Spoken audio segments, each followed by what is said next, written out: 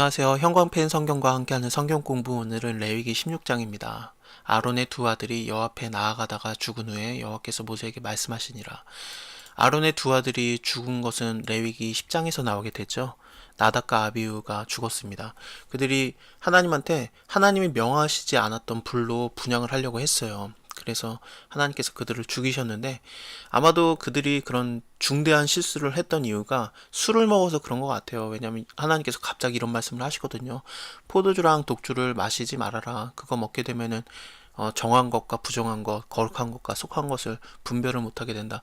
그 말씀을 하시게 됩니다. 그걸 통해서 볼 때 나답과 아비후가 아무래도 술을 먹고 하나님이 명하지 않았던 것을 마음대로 했던 게 아닌가 싶은 거죠.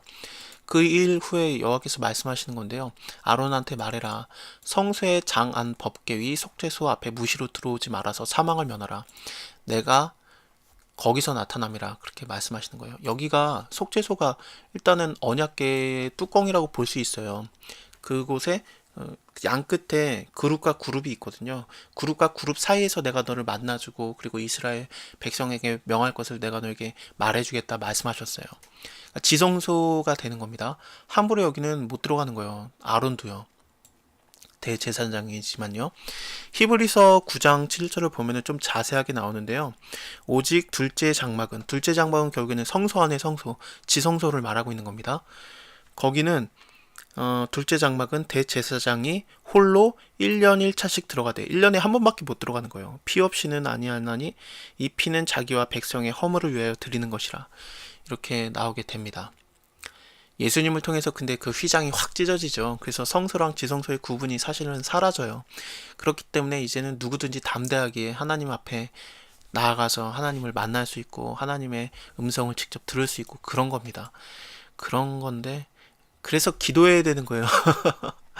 자, 더 보도록 하겠습니다.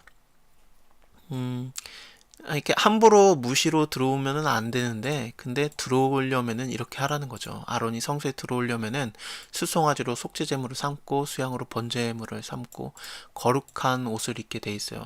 거룩한 세마포 속옷 입고 세마포 고위를 살에 입고 또 세마포 띠를 띠며 세마포 관을 쓸지니 이것은 거룩한 옷이라. 물로 몸을 씻고 입어라. 또 이스라엘 자손의 회중에게서 속한 제물을 위해서 수 염소들과 그리고 번제물을 위해서는 수양 하나를 취해라.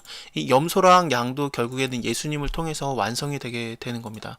이것도 마찬가지로 히브리서에서 나오게 되는데, 히브리서 9장 12절에 염소와 송아지의 피로 아니하고 오직 자기 피로 영원한 속죄를 이루사 단번에 성소에 들어가셨느니라, 이렇게 나오게 됩니다. 결국엔 예수님이 이거 다 완성시키시는 거예요. 우리에게는 그래서 더 이상의 이런 동물을 잡는 제물을 하나님께 예배를 드릴 필요가 전혀 없습니다. 예수님이 한 번에 다 완성시키신 거예요. 아론은 자기를 위한 속죄제에 술성아지를 드리되 자기의 권속을 위하여 속죄하고 또 염소를 취하게 됩니다. 근데 이게 염소 두 개가 있었잖아요. 이게 여기 염소 둘이라고 나오게 되죠. 근데 이 두 염소를 위해서 제비를 뽑게 돼요. 한 제비는 여호와를 위한 거고, 이렇게 뽑히게 되면은 결국에는 속죄제로 드려지게 됩니다. 죄를 속하는 그런 제사죠.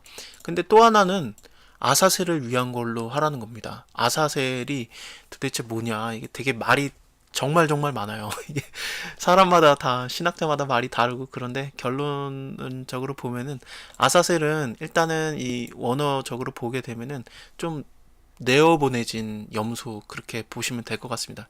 쉽게 말하면은 모든 죄를 지고 그냥 쫓겨나는 그런 염소? 그렇게 보시면 될 것 같아요. 대속죄가 되는 염소입니다. 그런 염소를 위해서 제비를 뽑으라고 하시는 거예요. 그 아사셀은 광야에 내보내게 되는 거예요.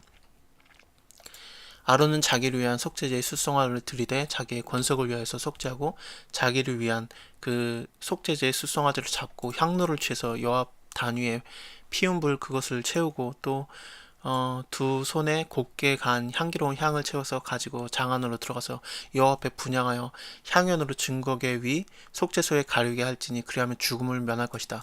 왜냐하면은 지금 두 아들이 분향을 드리려고 하다가 죽었잖아요. 그래서 여기 굉장히 자세하게 어떻게 하나님 앞에 분향을 해야 되는지 그걸 굉장히 자세하게 얘기를 해주고 있는 거예요.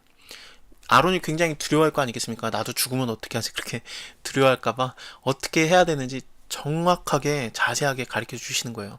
하나님의 명하시는 것을 좀 세세하게 말해 주시는 거죠. 그럼 두 아들은 모르고 그냥 죽었냐? 그게 아니라 분명히 하나님이 명하지 않았던 것을 드렸다고 나오는 걸 볼 때 뭔가 하나님이 가르쳐 준 게 있었는데 근데 그거대로 안 한 거죠. 그렇습니다. 여기서는 좀 더 자세하게 가르쳐 주신 거예요. 아론을 위한 거예요. 두려워해가지고 뭐 들어가겠습니까? 그러니까 이렇게 마음을 좀 놓게 해주는 거죠. 어떻게 보면은 율법이 좀 세분화되고 많아지면 많아질수록 그걸 통해서 인간이 좀 더 자유로워지는 게 보여지기도 해요. 예를 들면은 시편에 나오게 되죠. 그 말씀을 지키는 것이 오히려 내게 그 송이꿀보다 달다 막 그렇게 말하잖아요. 너무 달다. 하나님의 말씀을 사모하는 것, 내가 그 말씀대로 지키는 것이 너무 좋다.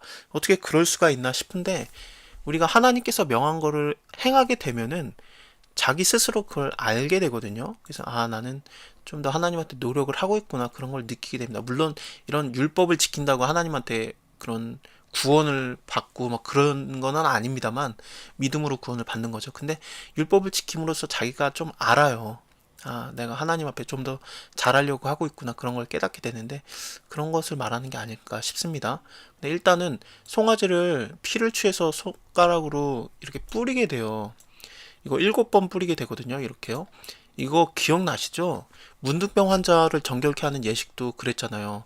새 2마리를 취해서 하나는 죽이고 그 다음에 피를 이게 7번 뿌렸잖아요. 그거랑 굉장히 똑같습니다. 이거 7번 피를 뿌리는 것은 아마도 완전한 속죄를 의미한다고 하네요. 그래서 이렇게 7번을 뿌리는 건데 문둥병 환자를 정결케 하는 예식에서도 이게 나왔는데 여기도 마찬가지죠. 그리고 여기 또 보시면은 아사세를 이제 그 대속하게 되는 그런 염소를 광야로 내보내게 되거든요. 근데 이것도 굉장히 그게 기억이 나요. 문둥병 환자를 정결케 하는 규례가요. 새 2마리를 취했는데 하나는 죽여서 7번 피를 뿌리고 막 그랬었고 또 한 마리는 그냥 산채로 놔주잖아요. 들에요. 그거를 기억나게 합니다. 염소를 광야에다 이렇게 내놓게 되거든요. 보내주게 되는데 되게 문둥병 환자를 정결케 하는 예식과 비슷해요. 우리가 신약을 알려고 하면은 구약을 알아야 되듯이 구약의 이런 부분을 알려고 하면 구약의 앞부분을 좀 알아야 돼요. 보니까 그래요. 다 연결성이 있습니다.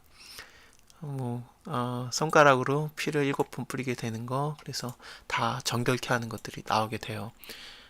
자기랑 아론 자체랑 그리고 아론의 가족들을 위한 것을 정결하게 하고 또 지성소와 회막을 위해서도 정결하게 하고 또 번제단도 정결하게 하고 백성의 모든 죄를 위해서도 정결하게 하고 그런 속죄에 대한 그런 예식이 계속해서 나오고 있는데요.